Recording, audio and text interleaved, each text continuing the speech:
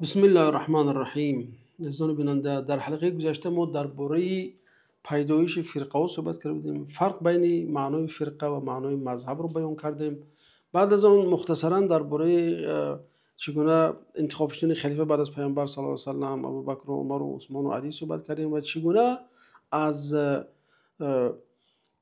اردوی حضرت علی پیدا شدن خوارج رو صحبت کردیم. غیر از این برادر عزیز، ما میخوایم درباره همین جهم ابن صفوان صحبت کنیم، چون که این روزا این کلمه خیلی رواج و رونق یافته است به سبب فرقه بهم نامعلوم که امروز این لقب رو بهر که به پول تقسیم کرده شدن. جهم ابن صفوان کی بود؟ این میگن که اولین متکلم در اسلام بود، یعنی شخصی که در علم کلام گپ زد و اینکه میخواست که دین با علم کلام آمیخته کند. و امام ابو حنیفه رحمت الله علیه گفتند الله جهم و مقاتل را کوشد که یکی در نفی افراد کرد، دیگری در اثبات یا که در تشبیه.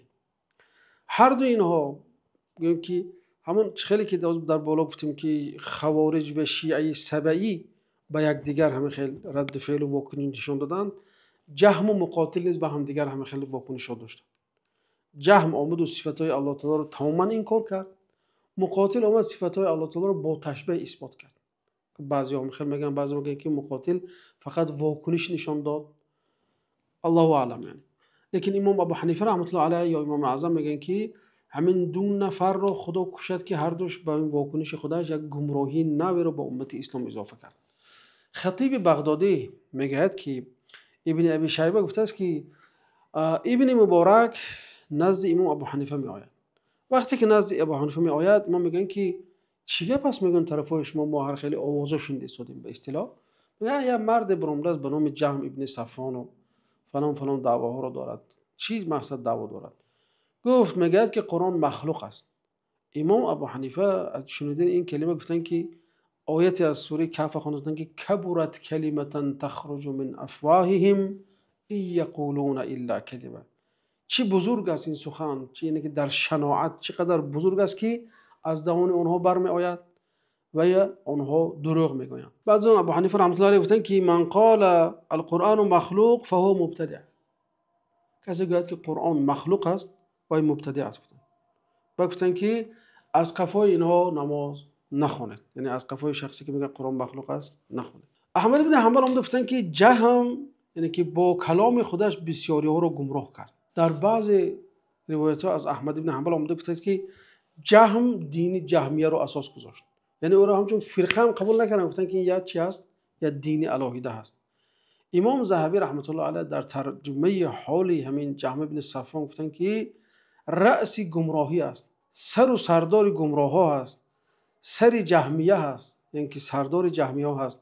انسان دانا بود، انسان مجادل بود، خیلی در بحث که دستش بالا بود در بحث و مناظره. خب لیکن صفات های الله تعالی رو انکار بکرد، به گمان خودش خدا رو منزه و پاک میدانست، قرآن رو مخلوق میدانست و خدا رو در همه جا میگفت. این گپ امام ذهبی رحمت الله علیه است.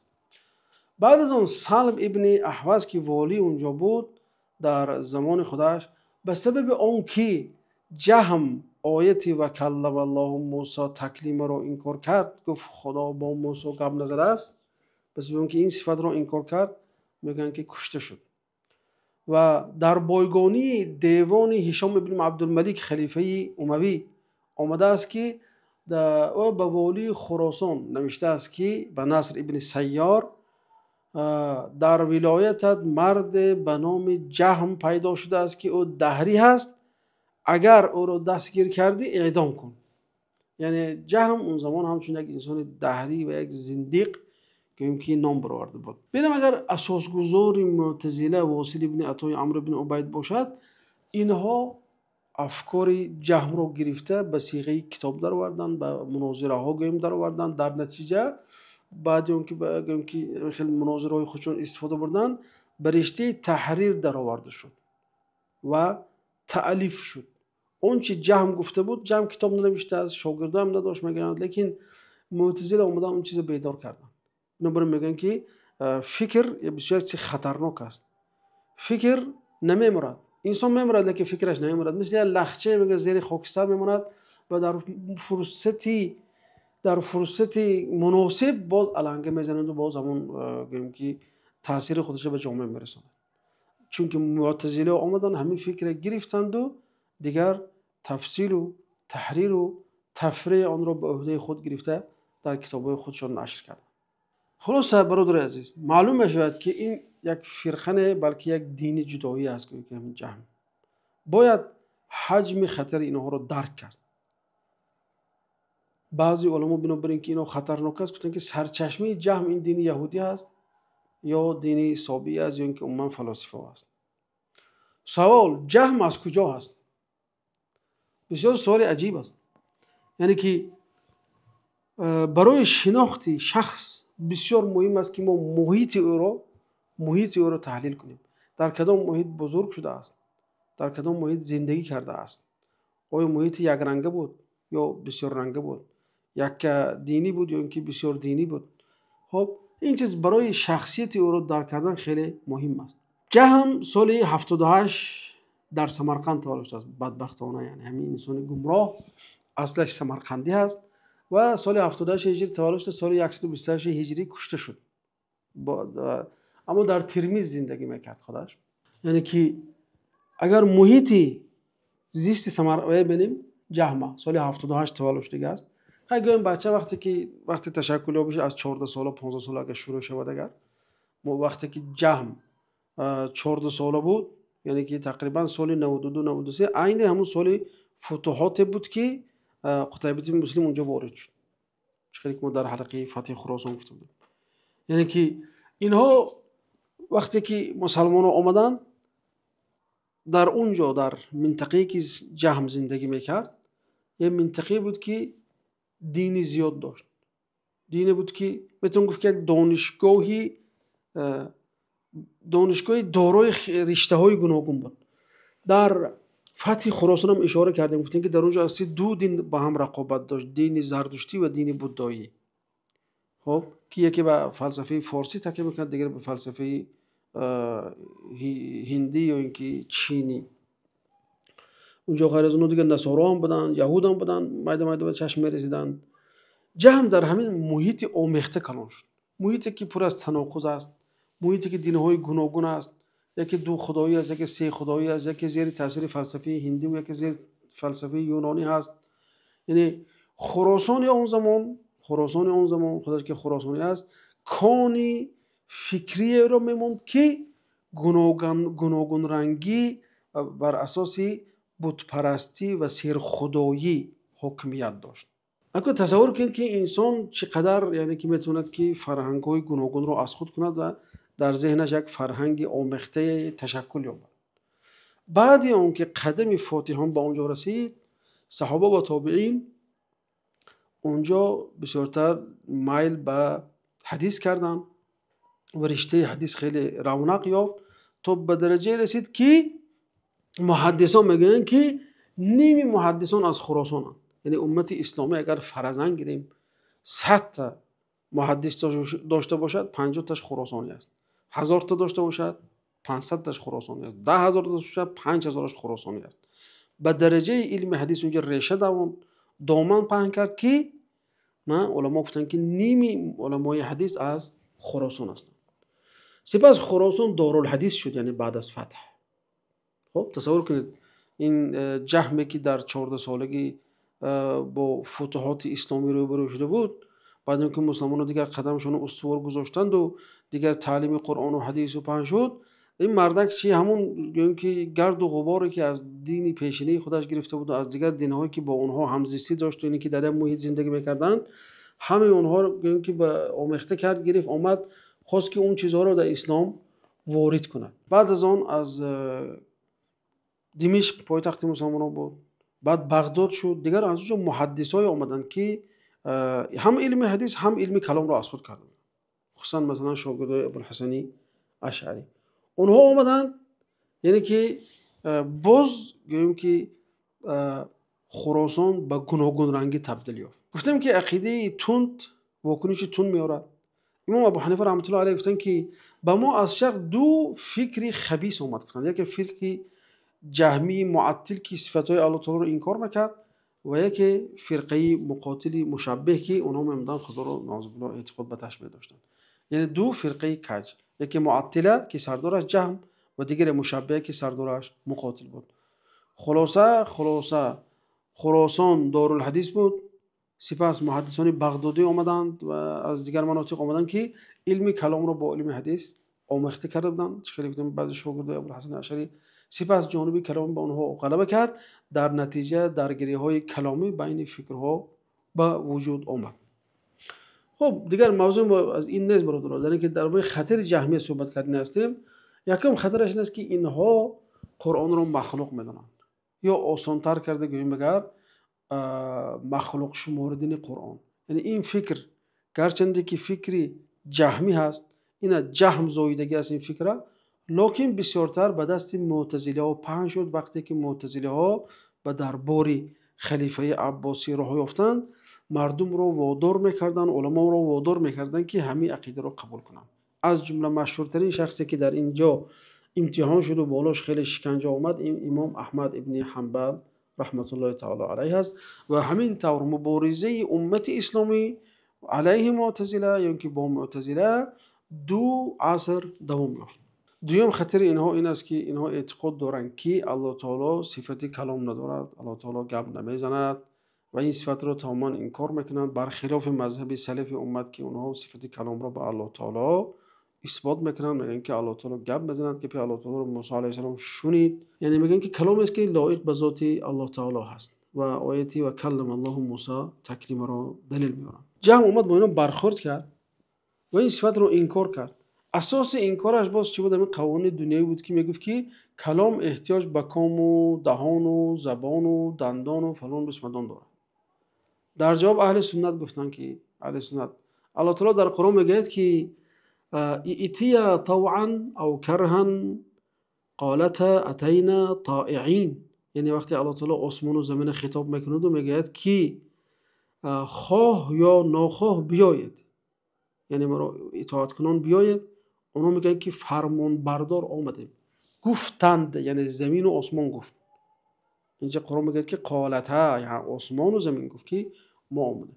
یعنی ببینید علمای اهل سنت گفتن که اینجا آیا آسمان و زمین وقتی حرف زدن دهان داشتن، دندان داشتن، زبان داشتن، کام داشتن؟ خب این مقصد گفتن که نه همه چیزی که گپ میزند احتیاج به کام و زبان داره.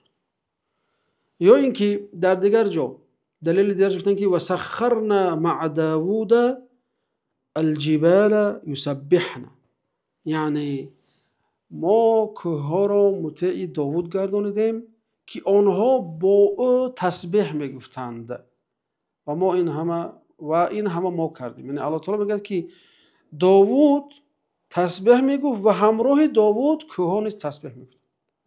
یعنی اینجا میگن که آیا اتراها انها یسبحن بجوف و فم و لسان و شفتین، یعنی مگر کوهها با دو لب و با زبان و با جوف و با چی گپ میزنن؟ در حالی که قرآن اثبات میکنه که اونها تسبیح میگن. خب همین یعنی که دلیل قرآن کافی است. یعنی اینجا اومد ببینید این فکر و عقل خودش رو کار فرمود تا اینکه آیتی از آیات‌های قرآن رو چی کند؟ انکار کند. همون هم چی گرفته از قوانین طبیعی که ما داریم. ما تصور میکنیم که چی است، یعنی که بدون کام و زبان و دهان گپ زده بشه، لیکن الله تعالی اینجا در قرآن میگه که زمین و آسمان گپ زد، کوه هم تسبیح گفت. خب بنابراین برای شناختن اینها یعنی که فکر آنها رو آموختن، فکر آنها رو شناختن خیلی مهم است. برادران اگر ما فرقه رو آموخته نشیم باید فکرش آموزیم. برای این شناخت و تشخیص فکرش یه مثال میارم برادران. مثلا فرقه به همه معلوم، اگر افکار دخیل و داخل شده از یهودیت، از مجوسیت، از هندی، از نصرانیت را از این فرقه به همه معلوم کشیده گیریم، این فرقه معلوم به یک غلبه تبدیل می‌یابد. چرا که این فرقه به همه معلوم خودش را با افکار دین‌های دیگر و فلسفه‌های پیشینه چی کرده بود؟ ترمیم کرده بود. وقتی ما اومدیم اون عقیده و اون افکار غلط رو از اون دینی به نام اسلامی بیرون کردیم و غلبه شد دیگه و بیکار شد و کارم نمیتونه، چون که وای دین آمیخته بود، یک دینی میکس بود، یک فرقه میکس از چی هست؟ افکار پیش از اسلامی است که آمیخته شده به افکار اسلامی است و همچون در جامعه اسلام پیشکش دیگران کرده می شود. خب ممکن سوال شد که چرا اینقدر جهم معلوم نیست و بسیار جهم رو نمیشناسن این و اون. میتونیم بگیم که مردک اگر تو انسان در اجتماعیات فعال نباشد و انسان مشهور نمیشد، فقط به کتاب نوشته شدن انسان مشهور نمیشد در جامعه. انسان وقتی که با مردم باشد، رفت آمد داشته، شنخیز داشته، شاگرد داشته، بعد معروف میشه. مثلا مثال زندگی همین افلاطون. افلاطون شاگرد سقراط است، لیکن افلاطون به صورت از ذکر میکنن یا سقراط رو؟ افلاطون رو. اصلا نام سقراط رو افلاطون زنده داشت، شاگردش. خب دیدم که اینجا علما چخیل با اونها برخورد کردن و این آیات‌های قرآنی رو از جمله گپ زدن زمین و آسمان و تسبیح گفتنی کوه را آوردن. دوستان ببینم اینجوری امام مالک ببینیم محدثا به شکل اون ببینیم اگر اینقدر جدال و کشمکش رو دوست نمی‌داشتن، وقتی امام مالک احساس خطر از جهمی ها کرد، از فکر جهمی ها کرد، موطئ خودش نوشت رحمت الله علیه. تقریبا میگفت که نشر حدیث، یعنی فکر امام مالک بود که نشر حدیث پیش راه این گمراهی ها رو خواهد گرفت. مثلا حدیثی رو که در اونجا روایت کردن گفتن انکم ترون ربکم، شما خدای خودتون رو خواهید دید. این که ردیه به جهمیه است. جهمی وقتی این کار میکنند ما میگیم که چقدر تو این کار میکنی؟ اینجا پیامبر خدا میگن که شما خدای خود را خواهید دید در اون جایی که در بهشت. خب یا اینکه معتزله بعد دعوا میکنند که بهشت و دوزخ حالا وجود ندارد. مثلا این شبهه اونها است، زیرا اونها به عقل خود اعتماد میکنن برادرها. خب میگن که حاضر بیفایده است بدون جنت دوزخ، چرا هیچ فایده نداره، حالا انسان‌ها در قبر هستن، چی معنا داره؟ ما مثلا میگیم که نه، ما در حدیث معراج خوندیم که پیامبر صلی الله علیه و سلم رفتن بر بهشت گذری کردن. حتی بعضی روایات میگه که پیامبر خواستن که یه شینگلی از انگور اونجا گیرن. یا اینکه مثلا پیامبر در اون شب میگن که در حدیث ها میگن که زنی هست که برای خاطر اون که یک گربه رو آزار داد در دوزخ قرار داره مثلا. خب برای عیب معتزله و عیب جهمی ها برادر این است که اونها قوانین این دنیا رو میخوان با روی چی با آخرت بار کنن یا اینکه با آخرت قیاس کنن، بعد همون تطبیق میکنن بالی عقیده خودشون. یعنی مثلا میبود حدیث میزان ترازو میگن پیامبر صلی الله علیه و در آخرت عمل شما برکشته میشه، میگن که چه خیر برکشته میشه، آخر چیز عرض نیست و قبضه نمیشه. میگن مثلا نماز چیزی نیست که به دست آورده شود، جسم نیست که برکشن. اینا اون که همین خیلی عقیده های کج دارن. یعنی اینا اومدن میزان که آخرت رو با میزان دنیا قیاس کردن، در حالی که ما میتونیم بگیم که برادر میزان دنیا دیگر چیز است، میزان آخرت دیگر چیز است. چرا انتم به این قیاس میکنی اصلا؟ یعنی اینا اومدن پول صراط انکار کردن که از شمشیر تیزتر باشد و از مو باریکتر باشد، فقط به دلیل چیزی عقل خودشون همیشه نگرفت. معتزله ها دعوا دارن که حالا جنت و دوزخ وجود ندارد، چون که فایده ای نیست، یعنی که به عقل خودشون همیشه گفتن. ما میگیم که برادر تو نبیا این چیزا به همین چیز دنیوی قوانین دنیوی قیاس کن. پیامبر صلی الله علیه و سلم شب معراج برآمدن، جنت هم دیدن، دوزخ هم دیدن. تو بعضی روایت هست که پیامبر دست دراز کنه تو که شینگلی از اونجا گیرن. چه خیلی ما میگیم برای اینکه عقل شما قبول نکرد حدیث صحیح و صریحی که از پیامبر صلی الله علیه و سلم اومده است این کار کنید. یا اینکه میارن دو ترازی این کار میکنن بس به اون که میگن که چه خیلی یعنی که میشه که آیا میشود که زکات مثلا به شکل جسم دوش زکات جسم نیست، نماز هم جسم نیست که برکشته شود در ترازو؟ میتونیم که آخه میزان دنیا دیگر است، میزان آخرت دیگر است. ببینید که اینها اومدن همین اینکه عقل کار فرمودن بیجا عقل خود را، یعنی اومدن در مقابل نص شریعت عقل خودشون رو کار فرمودن. برای من دوستان عزیز ما به همین یعنی که درس خودمون خلاصه میکنیم. خلاصه این است که انسان همون وقت نجات می‌یابد، انسان در اون رستگار و فلاح می‌یابد که در راه قرآن باشد، در فهم قرآن باشد، در فهم احادیث پیامبر صلی الله علیه و باشد، در فهم اصحاب پیامبر صلی الله علیه و و تابعین و سلف امت باشد. همین چیز ما رو از این چیز نگاه دیدید هر شبهه‌ای که آوردن با آیات و حدیث چی اون شبهه رو رفع کردن و دور کردن خیلی آسان است. وقتی که چنگ زدیم به قرآن و چنگ زدیم به احادیث و چنگ زدیم به فهم اصحاب پیامبر صلی الله علیه و سلم، ان شاء الله گمراهی را نخواهیم دید، همیشه هدایت و راه راست و از الله تعالی مطلب میکنیم که شما رو همیشه در پناه خودش نگه دارد. تا حلقه آینده و السلام علیکم و رحمت الله و برکاته.